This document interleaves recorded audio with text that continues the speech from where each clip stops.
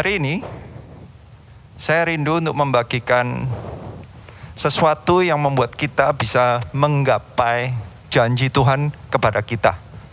Siapa di antara kita yang mau mendapatkan janji-janji Tuhan? Siapa yang mau? Coba angkat tangan coba.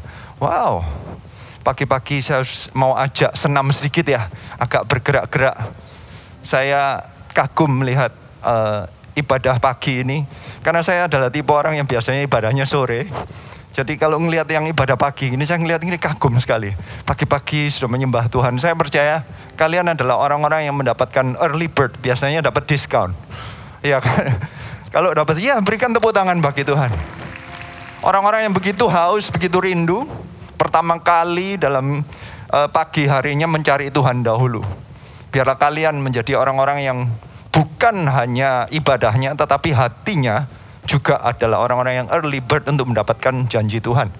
Hari ini, saya rindu untuk membagikan mengenai iman yang menggapai janji Tuhan. Ini mengenai orang yang punya iman yang benar-benar akhirnya kehidupannya mendapatkan janji Tuhan. Salah satunya itu adalah Nuh. Nuh adalah seseorang yang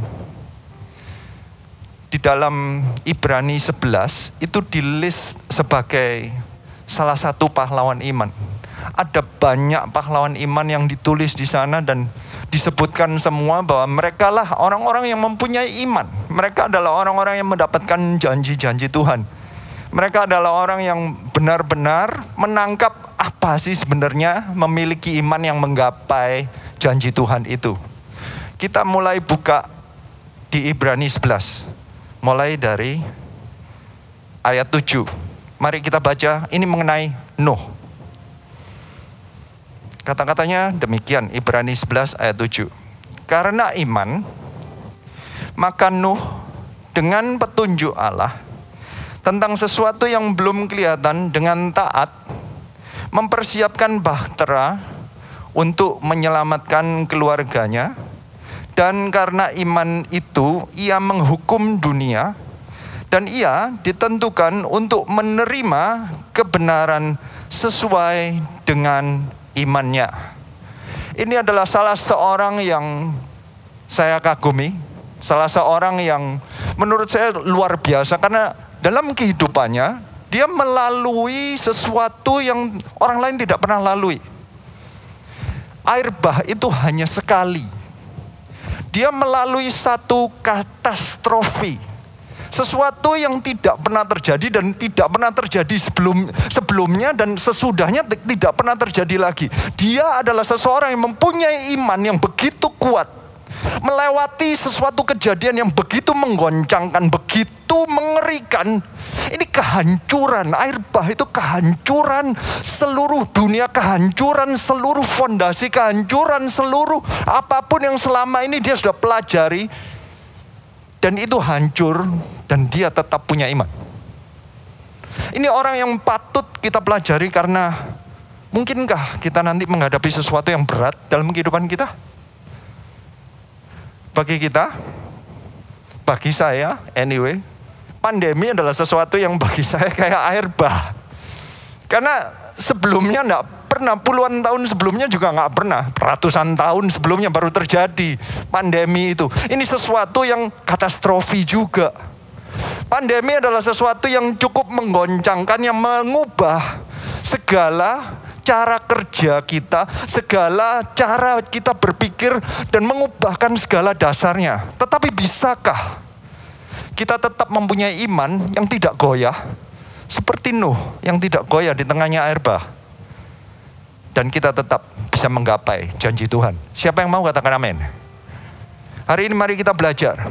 Kita coba mempelajari apa yang sebenarnya membuat iman Nuh ini sampai di list atau dituliskan di Ibrani sebagai salah seorang yang menjadi pahlawan iman. Kata-katanya di Ibrani 11 ayat 7 dikatakan, karena iman maka Nuh dengan petunjuk Allah tentang sesuatu yang belum kelihatan, dengan taat mempersiapkan bahtera untuk menyelamatkan keluarganya. Dan karena iman itu ia menghukum dunia dan ia ditentukan untuk menerima kebenaran sesuai dengan imannya. Kata-katanya adalah iman dan taat. Dia adalah seseorang yang punya iman sehingga dia bisa taat melakukan segalanya. Ini adalah poin pertama dari iman Nuh. Tolong dituliskan yang poin pertamanya, beriman kepada semua perintahnya. Nuh adalah seseorang yang bisa taat, bisa beriman, dan dia melakukannya semua, tidak sedikit-sedikit. Dia adalah seseorang yang menerima janji Allah. Saya ajak Anda melihat janjinya di Kejadian 6 ayat 18. Kata-katanya demikian, Kejadian 6 ayat 18. Tetapi dengan engkau, aku akan mengadakan perjanjianku. Dan engkau akan masuk ke dalam bahtera itu. Engkau bersama-sama dengan anak-anakmu dan istrimu dan istri anak-anakmu. Dia diberikan janji ini 120 tahun kira-kira sebelum air bahnya terjadi. Janji itu berarti sesuatu yang ada di masa depan. Janji itu berarti sesuatu yang diberikan hanya dengan kata-kata dari Tuhan, diterima dengan iman, kemudian tergantung kita mau taat atau tidak. Untuk mendapatkan janji ini, Tuhan memberikan begitu banyak tindakan-tindakan yang harus dilakukan oleh Nuh. Selama 120 tahun, Nuh harus memegang satu janji tanpa ada tanda-tanda apapun bahwa apapun yang Tuhan beritahukan itu bakalan terjadi. 120 tahun dia harus bertahan di dalam iman ini. Salah satunya yang membuat saya kagum dan yang membuat kenapa dia tertulis di Ibrani 11, itu saya percaya karena dia melakukannya bukan dengan sebagian atau sedikit-sedikit saja.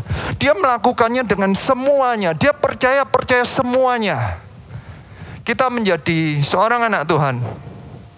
Saat kita mendapatkan janji keselamatan, apakah kita hanya menerimanya dan melakukan sebagian dari firman Tuhan saja? Kita sendiri pun juga menerima janji keselamatan dari Tuhan. Di Efesus 2 ayat 4 dikatakan demikian. Tetapi Allah yang kaya dengan rahmat, oleh karena kasih-Nya yang besar, yang dilimpahkannya kepada kita, telah menghidupkan kita bersama-sama dengan Kristus. Sekalipun kita telah mati oleh kesalahan-kesalahan kita, oleh kasih karunia kamu diselamatkan. Siapa yang percaya bahwa kita semua punya janji keselamatan? Siapa yang percaya katakan amin.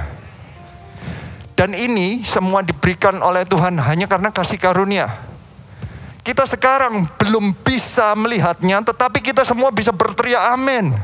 Kita sendiri sekarang belum merasakannya. Apakah kita selamat apa enggak? Kita belum mati, kita enggak tahu nantinya masuk surga atau tidak. Tetapi ini ada janji dari Tuhan. Ada janji yang tidak tergoyahkan dan tergantung kita apakah kita akan mempunyai iman yang nantinya menggapai janji itu atau tidak. Nuh adalah seseorang yang bisa menggapainya karena dia saat menerima janji itu, dia mau melakukannya dengan benar. Sikap iman yang pertama dia adalah dia melakukan semuanya. Saya ajak Anda melihat sikap semuanya itu di mana tertulisnya. Di Kejadian 6 ayat 22. Dikatakan demikian. Kejadian 6 ayat 22. Lalu Nuh melakukan semuanya itu tepat seperti yang diperintahkan Allah kepadanya. Demikianlah dilakukannya. Bukan hanya itu. Diulangi kembali di Kejadian 7 ayat 5. Dikatakan demikian. Lalu Nuh melakukan segala yang diperintahkan Tuhan kepadanya.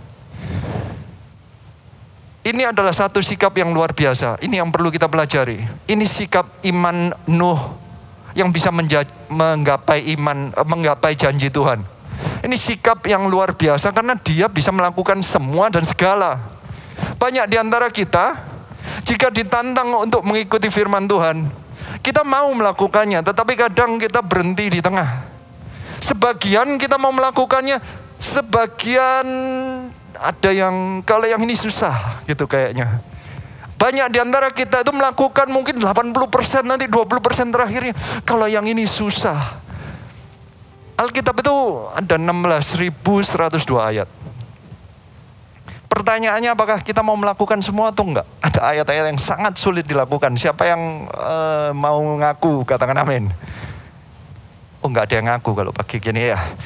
Semua masih pagi, nggak ada yang mau ngaku bahwa ada ayat-ayat yang susah dilakukan. Saya mau ngaku, ada ayat-ayat yang sangat sulit dilakukan. Saya kemarin catat salah satunya, saya baca, aduh susah ini. Orang yang bersalah kepadamu, kamu harus doakan. Waduh itu susah. Ngampuni aja susah, ini malah disuruh mendoakan. Suruh memberkati. Itu susah banget. Ngampuni aja ada orang yang tidak mau melepaskan. Ada yang bisa bilang begini, ya oke, saya akan lupakan dia. Saya ampuni dia. Tetapi kalau suruh doain, membuat dia diberkati. Orang yang menyalahi kita, orang yang membuat kita misalnya, dia mencuri uang kita. Ini misalnya. Orang yang mencuri uang kita. Dia mungkin mencuri ide kita, bahkan anak buah kita, mencuri tokonya gitu kayaknya. Idenya dia buka membuat saingan. Bisa nggak? Kita mendoakan orang itu, Tuhan berkati dia. Bisa nggak? Susah ya. Loh benar nggak? Loh ini nggak ada yang mau. Benar nggak? Susah nggak? Loh apa Anda kayak begitu ya? Mungkin saya yang mesti belajar dari kalian ya. Apakah mudah kalau ada orang yang selama ini menyalahi kita nggak ngapa-ngapain, dia mengambil uang kita dan dia buka bisnis dan kita memberkati bisnisnya? Tapi Alkitab berkata demikian. Nuh adalah seseorang yang bisa melakukannya. Segala perintah Tuhan dan semua perintah Tuhan dilakukan tepat seperti apa yang diperintahkan Tuhan. Dia adalah orang yang tidak negosiasi. Dia adalah seseorang yang mau melakukannya dengan segala konsekuensinya. Dia adalah seseorang yang menurut saya meniru sikap Tuhan Yesus Kristus. Di Ibrani 5 ayat 8 dikatakan, dan sekalipun ia adalah anak, ini mengenai Tuhan Yesus Kristus, ia telah belajar menjadi taat dari apa yang telah dideritanya. Tuhan Yesus pun belajar untuk menjadi taat, belajar untuk mengikuti apapun, meskipun dalam kehidupan ini ada yang penuh dengan penderitaan. Nuh adalah seseorang yang benar-benar melakukannya sesuai dengan kehendak Tuhan. Semuanya dilakukan. Hari ini saya berdoa, kita punya iman yang bisa melakukan semua dari perintah Tuhan. Saya tahu ini bukan pelajaran bahwa kita mempelajari semua 16.102 ayat, hafal dan semuanya dilakukan. Bukan. Apa yang kita lalui aja. Jika kita tahu firman Tuhan dan kita tahu kita harus mengampuni, kita harus mendoakan orang yang bersalah kepada kita. Mari kita lakukan. Hari ini, marilah kita belajar sama seperti Tuhan Yesus pun belajar untuk taat. Siapa yang mau belajar taat hari ini? Ya, angkat tangan. Wow, puji Tuhan. Orang yang datang pagi-pagi, orang yang early bird ini, diberikan hati yang lebih lembut untuk belajar sehingga bisa menuruti semua perintah Tuhan. Hari ini saya berdoa, kalian semua, kita semua, bisa belajar untuk taat kepada semua perintah Tuhan. Bukan hanya itu sikap dari iman Nuh. Karena dia adalah seseorang yang begitu luar biasanya. Dia adalah seseorang yang punya iman. Dia beriman meski belum mengerti. Ini poin keduanya. Beriman meski belum mengerti. Saya ajak Anda melihat kondisinya bagaimana, sehingga ini termasuk salah satu sikap yang patut dipuji mengenai Nuh. Di Kejadian 6 mulai dari ayat 13 dikatakan demikian. 6:13. Berfirmanlah Allah kepada Nuh, Aku telah memutuskan untuk mengakhiri hidup segala makhluk. Sebab bumi telah penuh dengan kekerasan oleh mereka. Jadi aku akan memusnahkan mereka bersama-sama dengan bumi. Waktu baca ini mestinya Anda mesti menangkap ini firman Tuhan yang cukup berat mestinya. Karena kata-katanya adalah aku telah memutuskan untuk mengakhiri hidup segala makhluk. Kalau saya menjadi Nuh ya, kalau saya dengar kata-kata ini, bukannya saya juga makhluk. Sebab bumi telah penuh dengan kekerasan oleh mereka. Jadi aku memusnahkan mereka bersama-sama dengan bumi. Itu yang pertama pasti kalau mendengar perintah Tuhan ini atau firman Tuhan ini, pasti yang keluar adalah ketakutan. Yang pasti yang keluar adalah, lu Tuhan, gak fair dong Tuhan. Tuhan, kenapa? Pasti pertanyaannya banyak. Karena kata-katanya adalah memusnahkan semuanya, menghancurkan semuanya. Kata-kata berikutnya di ayat 14. Buatlah bagimu sebuah bahtera dan kayu gofir. Bahtera itu harus kau buat berpetak-petak dan harus kau tutup dengan pakal dari luar dan dari dalam. Saya lompat ayat 17. Sebab sesungguhnya aku akan mendatangkan air bah meliputi bumi untuk memusnahkan segala yang hidup dan bernyawa di kolong langit. Segala yang ada di bumi akan mati binasa. Ini pasti yang saat mendengarkan ini itu penuh dengan ketakutan. Pasti waktu mendengarkan ini penuh dengan ketidakmengertian. Karena apa? Ada kata-kata yang sama sekali tidak bisa Nuh bayangkan. Apa artinya air bah? Zaman sekarang kita tinggal Google. Kita tanya Google apa artinya air bah. Kita cari referensi apa artinya. Di zaman itu tulisan juga belum ada, Google nggak ada. Jadi dia apa artinya air bah? Di zaman itu hujan aja belum pernah. Apa maksudnya air bah? Zaman itu untuk mengairi semua tanaman dan bumi itu hanya dengan embun. Jadi hujan aja waktu itu belum ada. Pertama kali ada kata-kata air bah. Banjir. Kalau orang Surabaya diomongin banjir, ngerti apa artinya. Karena kita sering mengalaminya. Siapa yang percaya katakan amin. Ya. Tapi kalau yang namanya Nuh, air bah, banjir aja nggak pernah bayangin air bah gimana caranya. Ada hal-hal yang tidak dimengerti oleh Nuh. Ada hal-hal yang sama sekali dia tidak bisa menangkap ini konsepnya apa.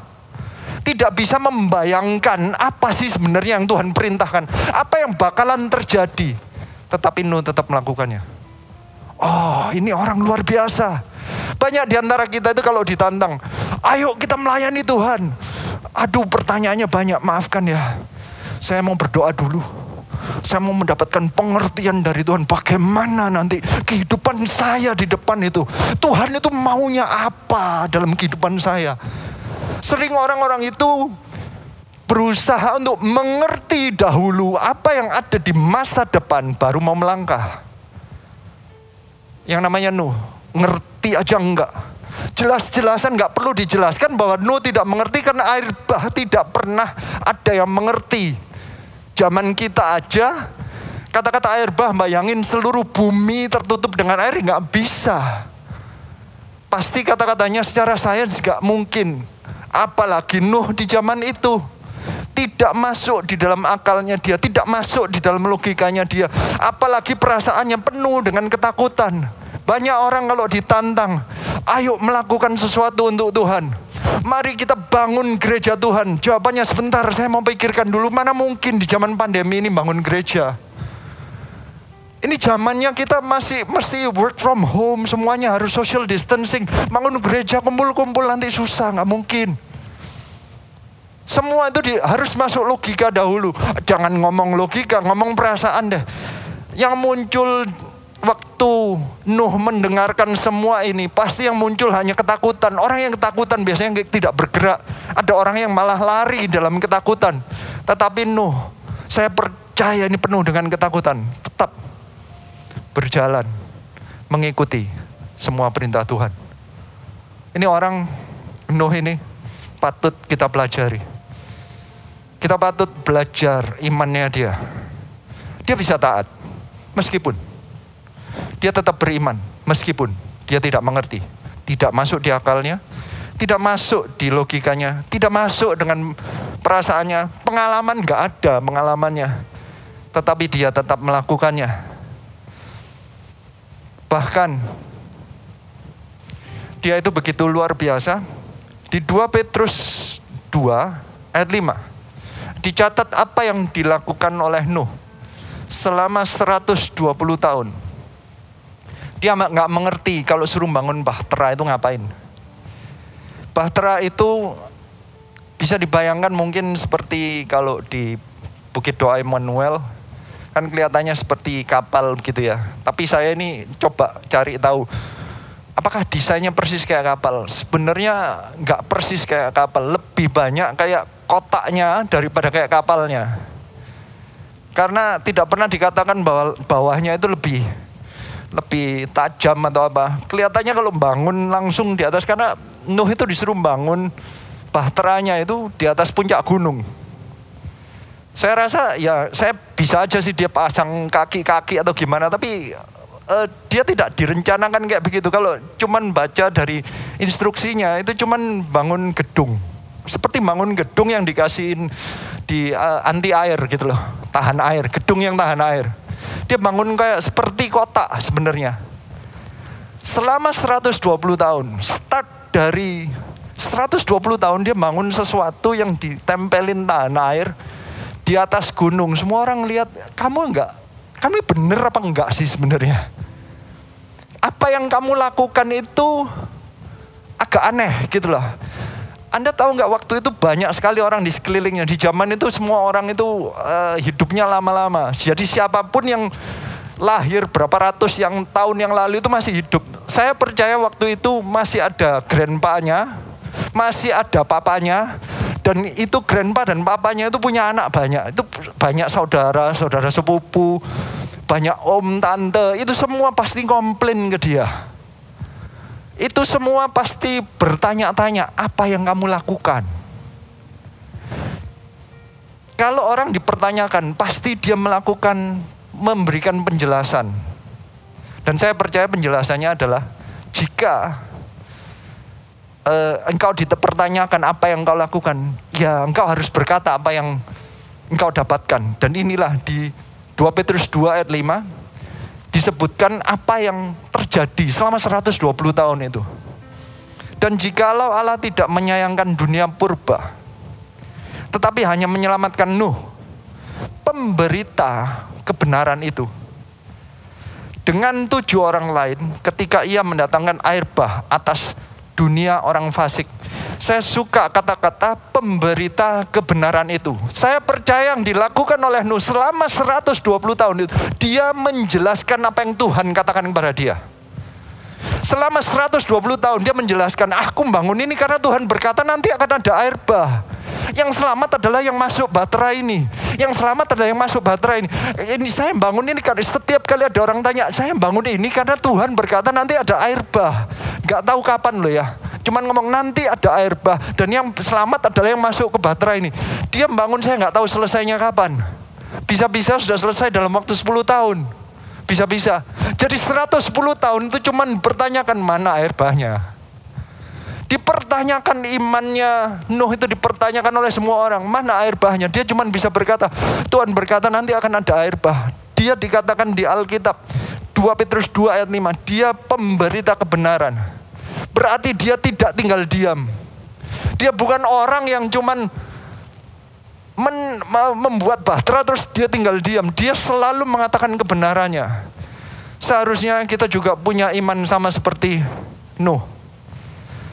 Iman Nuh adalah iman yang tidak tinggal diam. Dia memberitakan kebenaran. Kita jika punya iman, kita sudah diselamatkan oleh Tuhan, dia mendapatkan janji keselamatan. Apakah kita tinggal diam? Jika ada orang tanya, kenapa engkau menyembah Tuhan? Engkau harus berkata, aku menyembah Tuhan karena Tuhanlah yang menjanjikan keselamatan bagiku melalui Tuhan Yesus Kristus. Aku menyembah Tuhan karena aku tahu hanya melalui bahtera Yesus Kristus inilah kita mendapatkan kasih karunia. Kita seharusnya menjadi pemberita kebenaran, sama seperti Petrus, sama seperti Nuh di 2 Petrus itu. Dikatakan bahwa dia tidak berhenti Dia adalah penginjil, dia memberitakan kebenaran. Alkitab menangkap bahwa bukannya yang lain tidak tahu, tetapi karena Nuh selama bertahun-tahun, 120 tahun, dialah yang mengabarkan bahwa jika engkau mau selamat, lewatlah Batrah ini. Jika engkau mau selamat, punyalah iman yang sama dengan Nuh. Dia tidak tinggal diam, dia sudah memberitakan. Oleh karena itu, Nuh lah yang mendapatkan janjinya, yang lain tidak. Makanya di Ibrani 11 ayat 7 dikatakan bahwa karena iman itu ia menghukum dunia. Apa artinya Nuh itu menghukum dunia? Karena dia sudah memberitakan kebenaran dan yang lain tidak mau mendengarkannya. Pertanyaannya, apakah kita melakukan ini di dalam kehidupan kita? Apakah kita mau, meski belum mengerti, tetapi kita memberitakan kebenaran? Kita sudah mendapatkan janji gereja kita. Janji sebaliknya bukan hanya janji, tetapi suatu janji kita kepada Tuhan. Kita akan membangun 1000 gereja dan 1 juta murid untuk Tuhan. Apakah kita bisa mengerti? Apakah ini bisa tercapai atau tidak? Apakah ini masuk akal bagi kita, orang Indonesia, dari Surabaya? Kebanyakan dari kita ya, sekarang sih bukan hanya Surabaya, dari seluruh Indonesia. Kalau dibandingkan dengan negara lain, kita bukan negara yang terkenal. Kita cuma terkenal negara yang banyak orangnya, tetapi ekonominya jauh di bawah potensinya. Seperti yang kita ini adalah orang yang paling underrated, negara yang paling underrated Indonesia. Kalau di dunia itu isinya cuman potensi, gak pernah terjadi terrealisasi. Bukan yang paling terjadi yang paling luar biasa. Kita ini termasuk cuman potensi terus dari dahulu. Orang yang seperti kita, bangsa seperti Indonesia ini, apakah bisa bangun 1000 gereja? 1 juta murid? Apakah bisa? Apakah kita punya keahlian? Saya memilih untuk tidak perlu kita mengerti 100%. Kita cuma perlu memegang janji Allah. Dan kita tidak akan berhenti memberitakan kebenaran. Kalau ada orang yang bertanya, kenapa engkau melayani Tuhan? Karena Tuhan sudah menyelamatkan aku. Aku mau melayani Dia, karena apapun yang Dia sudah berikan kepada aku, jauh lebih banyak daripada apapun yang aku bisa kembalikan padanya. Jika ada yang berkata, buat apa melayani Tuhan? Buat apa kita ngotot-ngotot untuk bangun kerajaan Allah? Saya cuma melakukannya hanya karena saya tahu saya sebenarnya nggak layak. Saya mendapatkannya hanya kasih karunia. Apapun yang Tuhan sudah korbankan di atas kayu salib, itu jauh lebih berharga dari apapun yang saya lakukan untuk Dia. Apapun yang saya kembalikan dari hari ke hari, saya berdoa, berbuat baik, mendoakan orang lain, melayani, itu nggak ada artinya dengan keselamatan yang sudah diberikan kepada kita. Nuh menangkap hal ini. Dia mau melakukannya di tengah-tengah dipermalukan oleh orang sekelilingnya. 120 tahun dianggap orang yang dipertanyakan, apakah engkau masih waras? Engkau kok bisa melakukan ini terus? Engkau membangun bahtera. Dia tetap melakukannya dengan kata-kata orang, mana air bahnya? Apa hujan itu apa? Memusnahkan apa? Bahkan firman Tuhan ada yang berkata, kebanyakan orang di saat itu masih mengawinkan. Mereka itu berjalan sendiri, mereka melakukan semua apapun yang mereka lakukan, yang mengikuti, mentaati semua perintah Tuhan, yang melayani Tuhan hanya Nuh. Biarlah kita menjadi orang yang meski tidak mengerti 100%, kita mempunyai iman yang aktif, tetap memberitakan kebenaran di tengah-tengah ketidakmengertian kita. Siapa yang mau melakukan hal ini? Letakkan tanganmu di dada. Tuhan, aku mau melakukannya. Aku tetap memberitakan kebenaran. Di tengah-tengah orang-orang yang masih bertanya-tanya, apa yang kita lakukan ini benar. Bukannya mestinya engkau cuman bela dirimu sendiri. Bukannya engkau seharusnya urusin karirmu. Tapi biarlah kita seperti Nuh. Kita memegang semua perintah Tuhan. Meskipun kita belum mengerti, kita tetap memberitakan kebenaran. Tapi bukan hanya itu. Ada poin ketiga. Beriman bahwa Tuhan yang pegang kendali. Apa artinya ini? Saya ajak Anda ngelihat ya. Di Kejadian 6 ayat 16. Kata-katanya demikian. Buatlah atap pada bahtera itu dan selesaikanlah bahtera itu sampai sehasta dari atas. Dan pasanglah pintunya pada lambungnya. Buatlah bahtera itu bertingkat bawah, tengah, dan atas.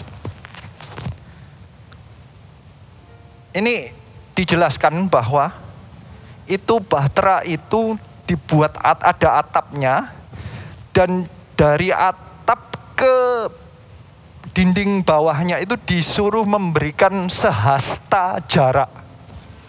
Kemudian disebutkan ada pintu yang harus dibuat, dan itu satu pintu. Jadi saya bisa bayangkan bahwa yang namanya bahteranya ini tanpa jendela. Bahteranya ini ada lubangnya, lubang anginnya hanya di paling atas. Itu cuman jarak sehasta. Berarti sedangkan ruangannya itu dibagi 3. Kalau saya bayangin bagi 3, itu ruangannya besar sekali, itu nggak bisa ngelihat sebenarnya. Jadi selama Nuh itu ada di dalam bahtera, tidak ada jendela keluar. Dan tidak pernah dikatakan bahwa bahtera itu ada kemudinya. Tidak pernah dikatakan bahwa ini ada arahnya, di mana ada tempat untuk mengendalikan bahteranya. Bahkan dikatakan demikian, ini setelah benar-benar hujan ya. Saya ajak Anda lihat di Kejadian 7 ayat 17. 40 hari lamanya air bah itu meliputi bumi. Air itu naik dan mengangkat bahtera itu, sehingga melampung tinggi dari bumi. Ketika air itu makin bertambah-tambah dan naik dengan hebatnya di atas bumi, terapung-apunglah bahtera itu di muka air. Berarti ini bukan berlayar loh ya, cuman terapung. Sepertinya tidak ada arah. Kalau Anda diberikan perintah sama Tuhan, diberikan visi, diberikan misi, kemudian perasaan yang Anda lihat adalah, perasaan yang Anda rasakan adalah sepertinya gelap, Anda nggak punya jendela. Anda nggak bisa melihat Anda itu kemana. Dan Anda bisa merasakan bahwa yang dilakukan apapun hidup Anda itu cuma terapung-apung. Kelihatannya tidak ada arah, kemanapun tidak ada kelihatannya. Kelihatannya sama sekali engkau kehilangan kendali. Banyak di antara kita bertanya-tanya itu sepertinya ada perasaan untuk ingin tahu, perasaan untuk mengontrol. Salah satu ekspresinya adalah, saya mau coba jelaskan ya, ekspresi kita, perasaan saya. Anyway ini saya sendiri itu kadang kayak begitu. Kita ini sekeluarga, kalau dulu zamannya sebelum pandemi, sering itu pergi ke perjalanan. Kalau liburan itu sering pergi perjalanan dan itu menyetir. Dan jika nyetir itu dari kota ke kota, pertanyaan yang paling sering diucapkan oleh anak saya adalah, are we there yet? Dalam bahasa Indonesianya, sudah sampai belum? Itu pertanyaan yang selalu ditanyakan. Padahal itu perjalanan mestinya 5 jam. Dalam waktu setengah jam, anak saya sudah tanya dahulu, are we there yet? Zaman sekarang kalau pakai Google lebih enak. Kita bisa ngomongin sebentar lagi, 4,5 jam lagi. Waduh, itu lama bagi dia. Nanti sudah diomongin 4,5 jam lagi. Setelah 30 menit, mending 30 menit. 20 menit kemudian sudah tanya lagi, are we there yet? Kita selalu bertanya-tanya. Anak saya bertanya-tanya kalau dalam perjalanan. Saya juga. Makanya saya pakai Google. Herannya kalau dalam hidup, Google-nya itu nggak bisa ditanyain, are we there yet? Kita nggak pernah tahu hidup kita itu sampai mana.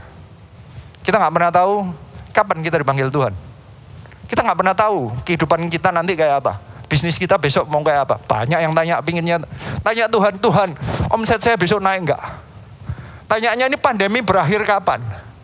Kita selalu bertanya-tanya, dan jika kita tidak pegang kendali, ada orang-orang yang meninggalkan dan melepaskan iman hanya gara-gara tidak punya kendali.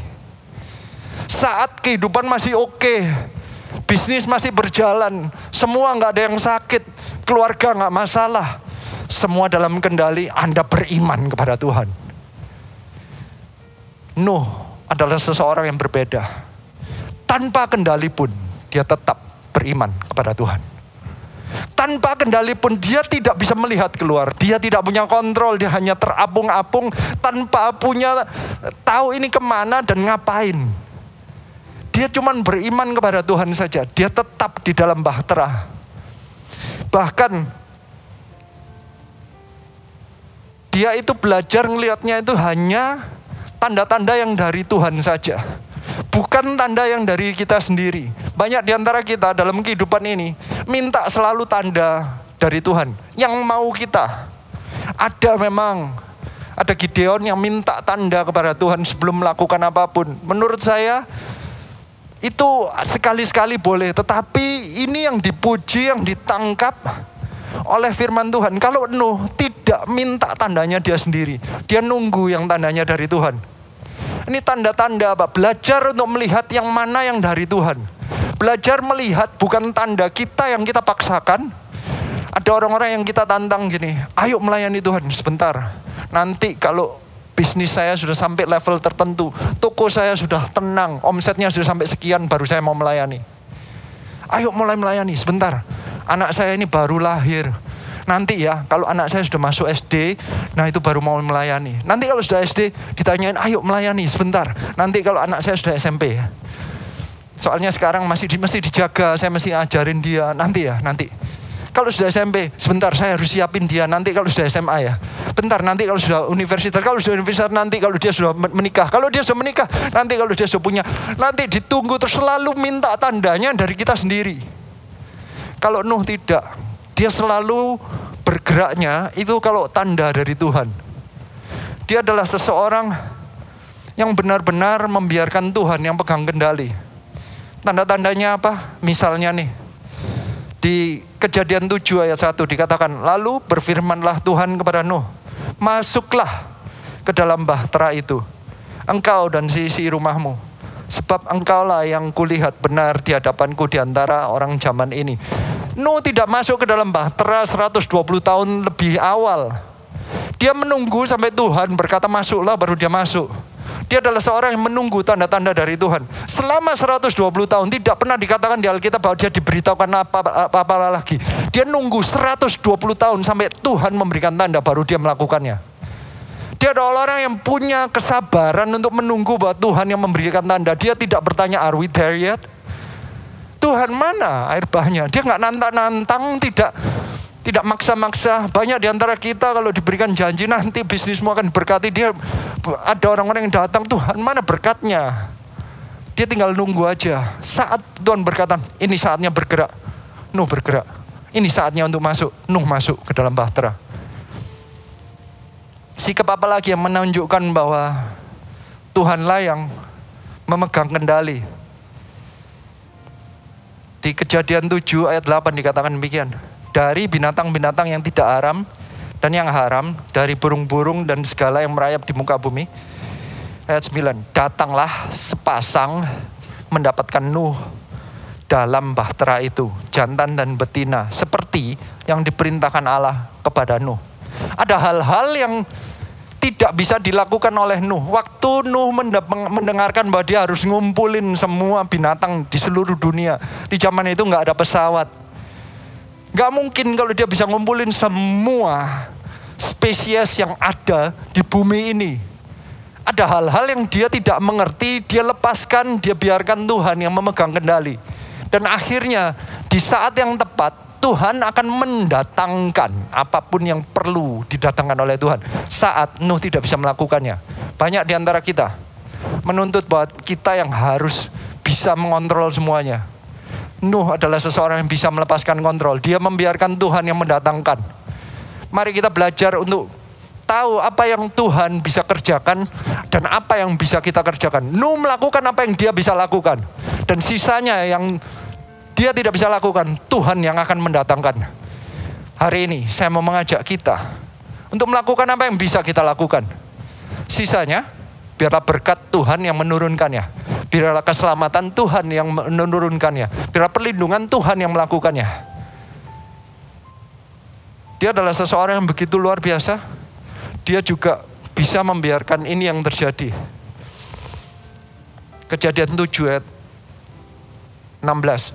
Dan yang masuk itu adalah jantan dan betina dari segala yang hidup, seperti yang diperintahkan Allah kepada Nuh. Lalu Tuhan menutup pintu bahtera itu di belakang Nuh. Tuhan yang menutup pintu.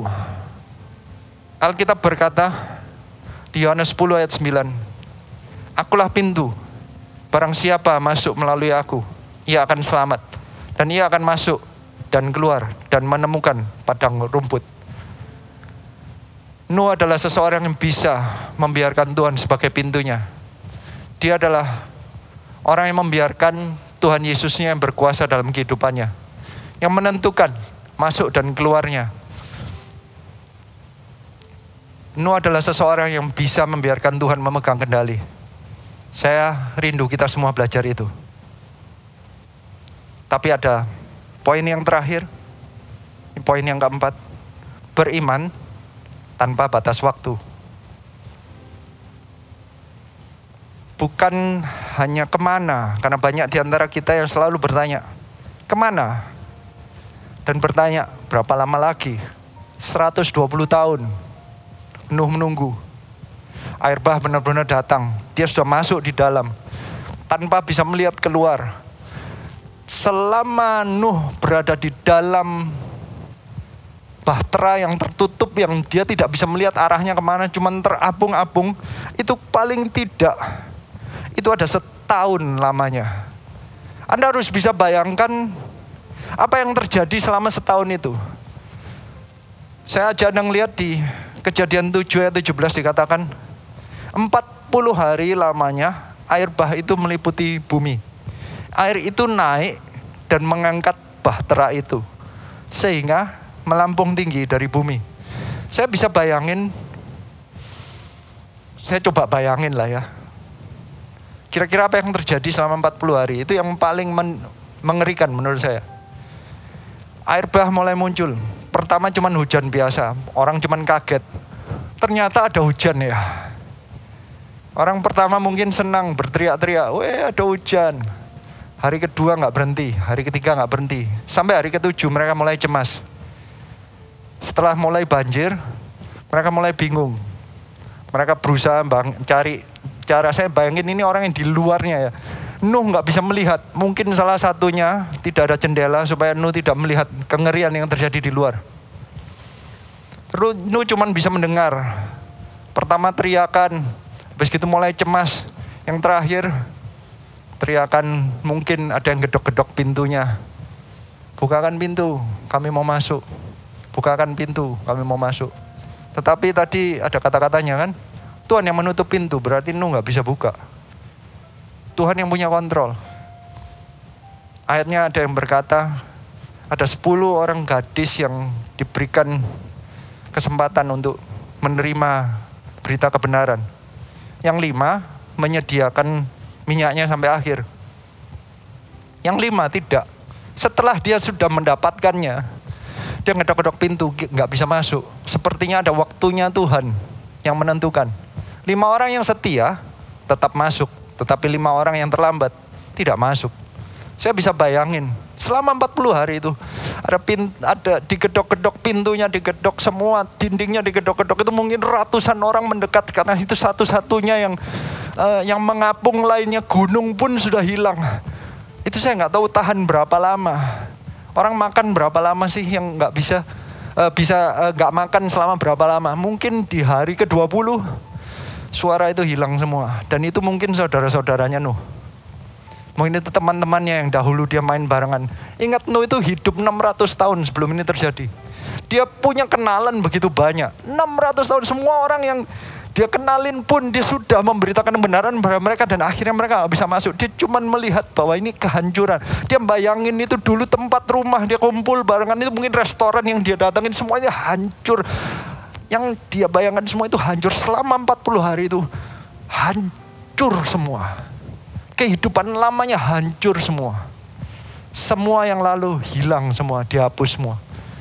Itu perasaannya Nuh itu kerasa sendirian. Dari suara rame sampai tidak ada suara sama sekali. 40 hari hujan berhenti. Tidak ada suara sama sekali, cuman air. Enggak, angin aja enggak ada. Setelah itu baru ada angin. 150 hari kemudian baru mulai turun. Selama setahun, yang bisa saya bayangin adalah Nuh ini membayangkan semua teman saya hilang. Semua kehidupan saya hancur. Apapun yang Nuh sudah bangun sebelumnya, hancur semua. Dia cuma berpegang pada satu, bahteranya Tuhan saja.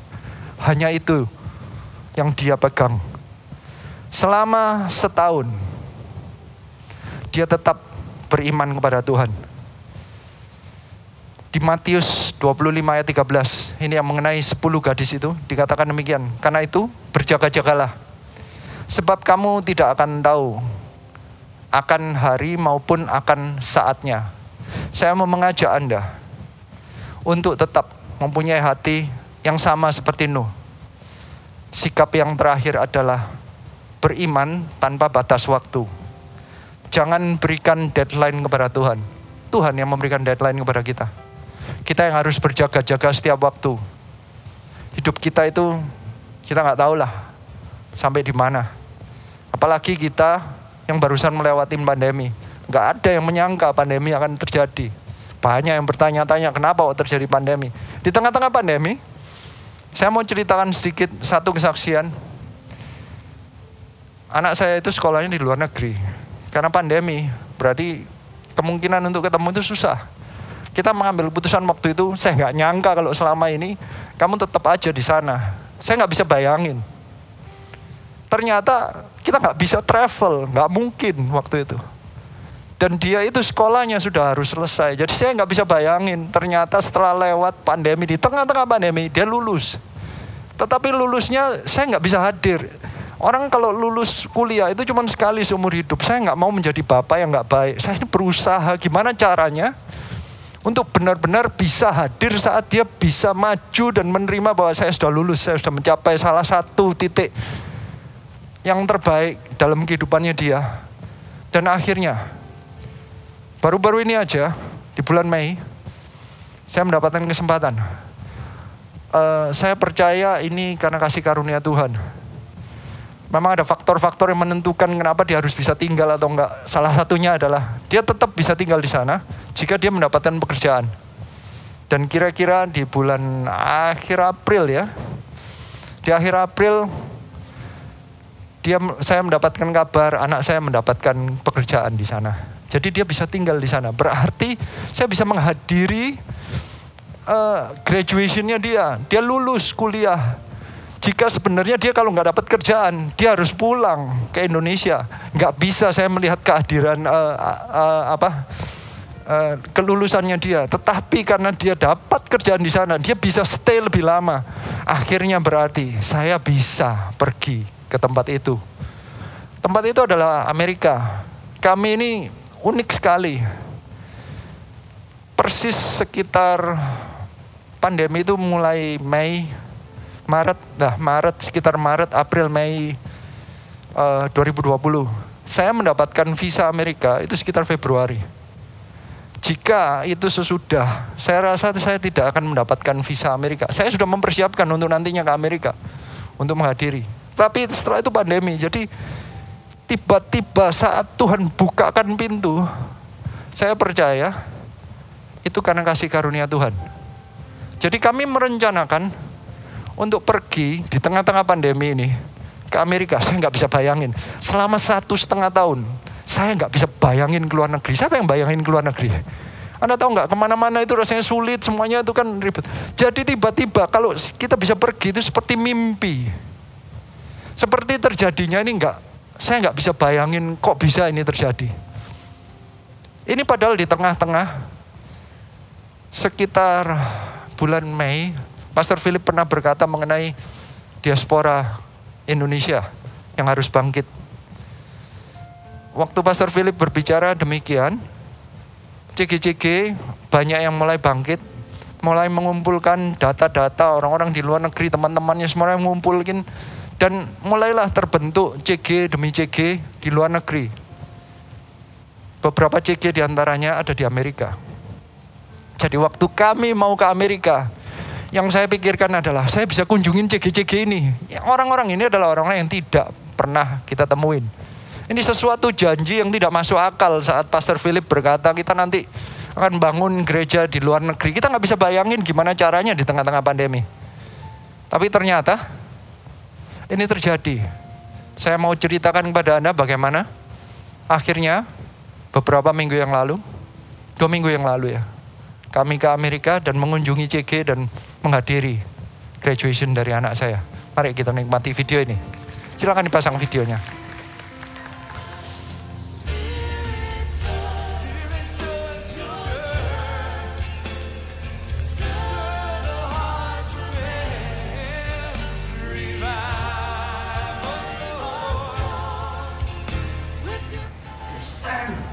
Sesuatu yang dia tangkap, ada visi yang ada di benaknya, dan dia mau berdiri menangkap dalam hatinya, dan terjadi sesuatu dalam kehidupannya.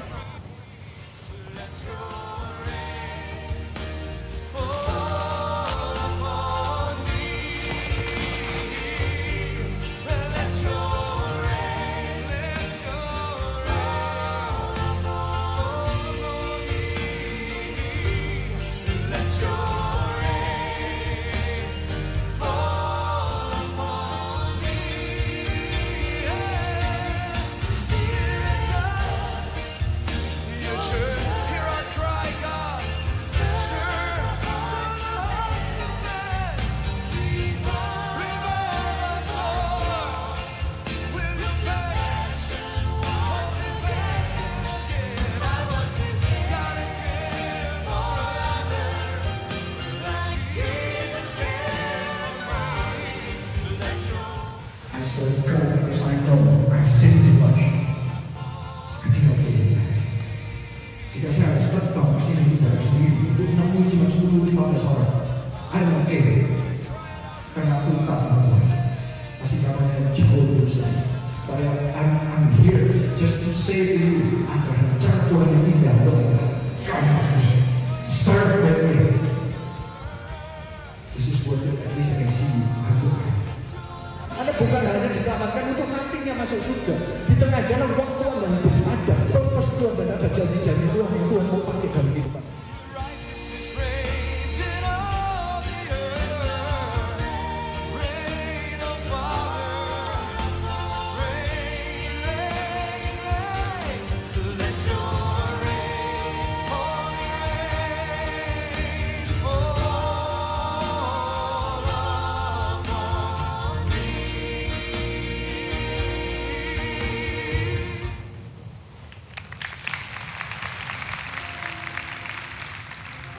Saya mendapatkan kasih karunia untuk bisa melihat sesuatu janji yang sepertinya tidak mungkin bisa saya alami saat Pastor Philip berkhotbah mengenai bangun gereja di luar negeri.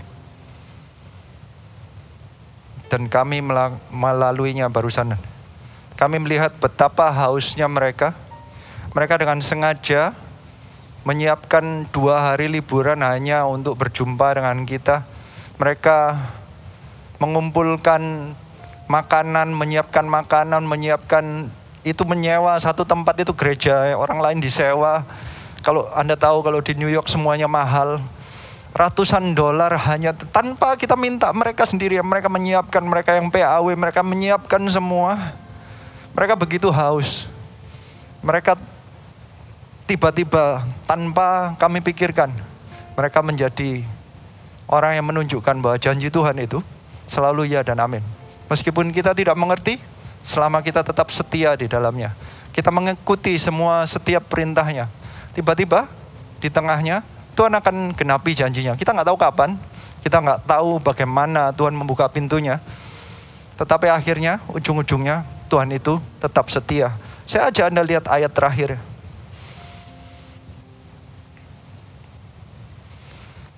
Kejadian 8 ayat 20.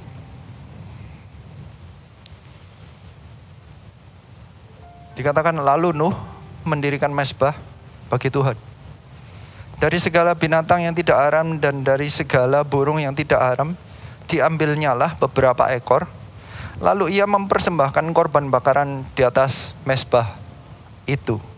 Ini terjadi setelah bahteranya sudah mendarat, pintunya sudah dibuka. Nuh melihat dunia yang baru. Kehidupannya total hilang, rumah nggak ada. Tidak ada tanaman apapun, semuanya hanya start dari nol. Yang ada hanyalah binatang-binatang yang dia bawa. Semuanya itu start dari nol.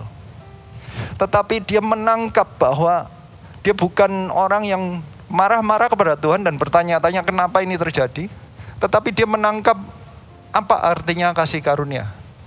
Dia adalah seseorang yang beriman dengan nyata dan dia menangkap janjinya dan dia mengerti hatinya benar. Saat terakhirnya dia memberikan persembahan korban dari sesuatu yang sangat berharga. Jika seluruh dunia tidak ada binatang yang dia bawa itu sangat amat berharga. Setiap binatang itu berharga. Dia mau mempersembahkan beberapa ekor. Itu binatang berarti mengorbankan apapun yang dia miliki, yang seharusnya bisa dia miliki, tetapi dia bisa mempersembahkan korbannya. Ini menunjukkan bahwa di tengah-tengah kehancuran pun, hidupnya hancur loh, itu start dari nol. Dia bisa menangkap dan menghargai apa artinya keselamatan bagi dia dan seluruh keluarganya. Hari ini, saya mau mengajak kita semua, mari kita hargai apa artinya keselamatan yang daripada Tuhan Yesus Kristus bagi kita dan seluruh keluarga kita.